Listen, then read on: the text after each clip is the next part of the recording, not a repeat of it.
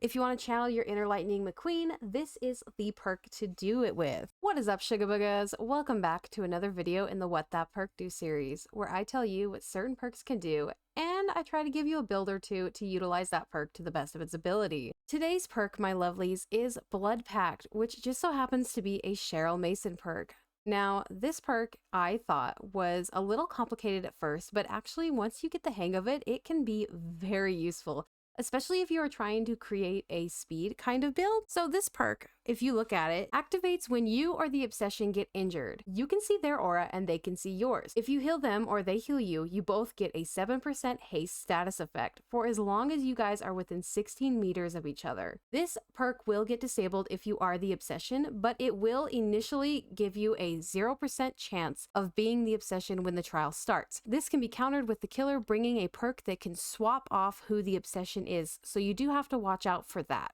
That is one way for them to counteract what you are doing with this perk. Now, this perk is super useful, again, when you are trying to be Lightning McQueen. So let's go over some perk builds that I think would be very well done with Blood Pact. So if you add in power of 2, you are going to be able to get even more haste right there. It's going to be a 5% haste speed boost on top of your 7% speed boost from Blood Pact. Because it requires healing from someone else or you to heal them, this will be a 2 perks for 1 heal kind of thing. So that is fantastic. And if you combine those two with hope at endgame, you are going to be so fast that the killer is going to be required to gain a lot of bloodlust in order to even try to catch up to you. Just with those 3 perks, you are going to be fantastic in endgame chases.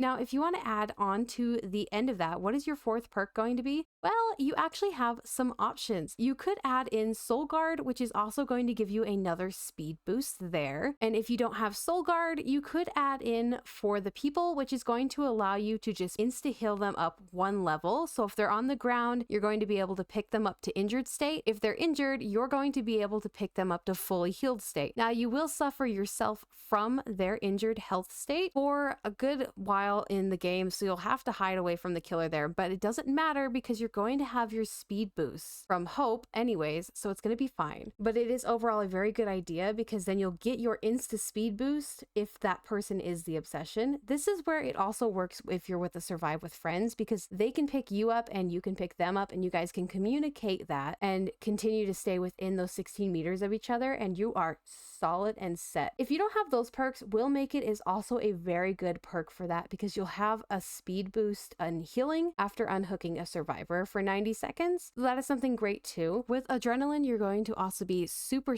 fast in that end game chase, which I think is a very useful thing to have. Let me know down in the comments below what you guys think of Blood Pact. What perks do you utilize with Blood Pact to make it overall a very good perk? Because on its own, it's pretty solid, but once you combine it with all those other perks, it can instantly become very overpowered, and I love that about this perk. It is beautiful the way it is. Please let me know down in the comments below what you thought of it. Would you use it? What would you use it with? Thank you guys so much for watching. Feel free to subscribe if you want to see more videos like this in the future. Hope you have a fantastic rest of your day. Bye bye!